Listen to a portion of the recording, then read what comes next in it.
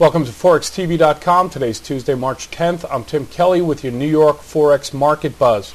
Dollar is weaker across the board as stocks around the world stage the biggest rally of the year after Citigroup said it was having its best quarter since 2007, spurring speculation the worst of the banking crisis is over. Treasuries fell while oil gained and gold is retreating.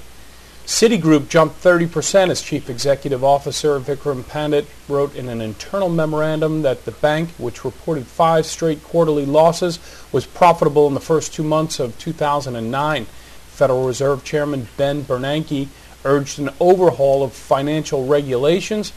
Today we're joined by Omer Essener, Senior Market Analyst at Reutsch International. Omer, welcome to the program. Thank you.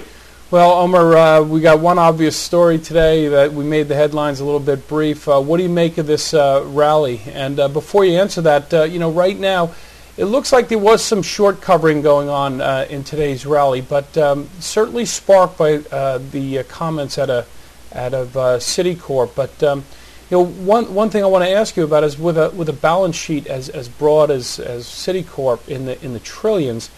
Does this necessarily warrant this announcement, warrant this kind of a rally at this point? Well, I think if we put this in the context of a steep sell-off in global equities over the last, couple of months, specifically and acutely over the last couple of weeks, we've seen back-to-back 12-year lows for U.S. equities, Japanese stocks closing at back-to-back 26-year lows. So I think there was some pent-up demand, and I think there was a need to book some profits, and I think that's what we're seeing right now.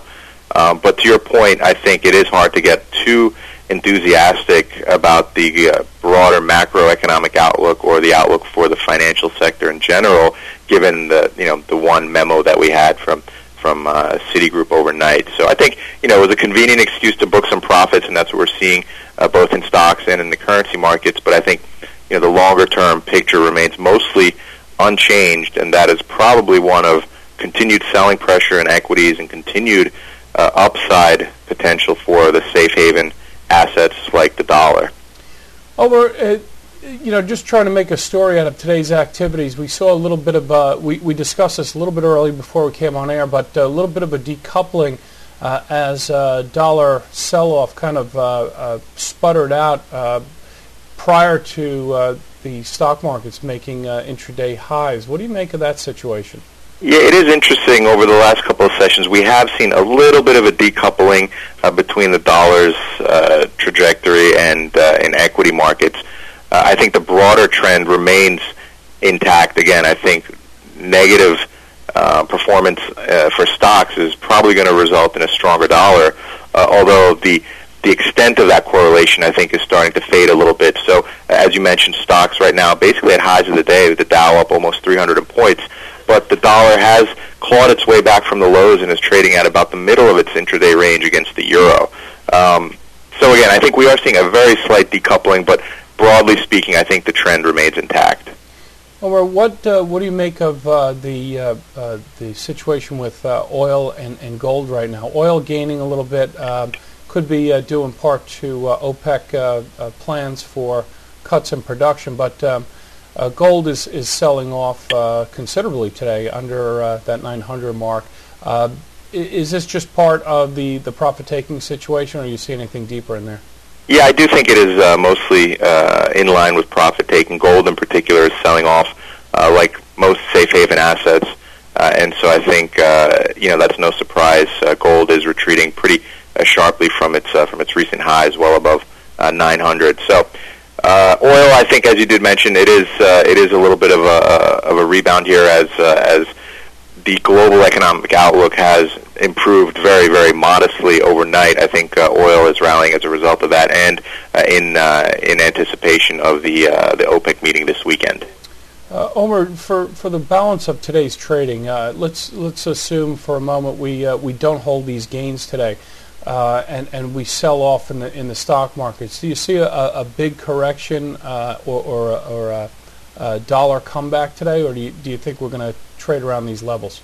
I would probably guess that we'll trade around these levels. If Wall Street does erase these gains towards the end of the session, then we could see some more upside for the dollar. But again, I think the dollar has come a long way over the last couple of weeks, and I think it is set for a little bit of consolidation.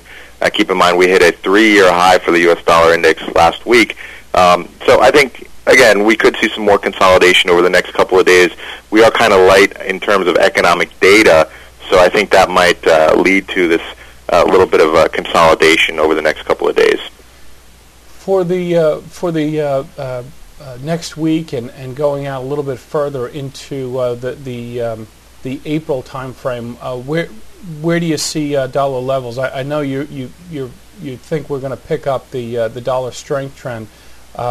Anything stand out for you in terms of the majors?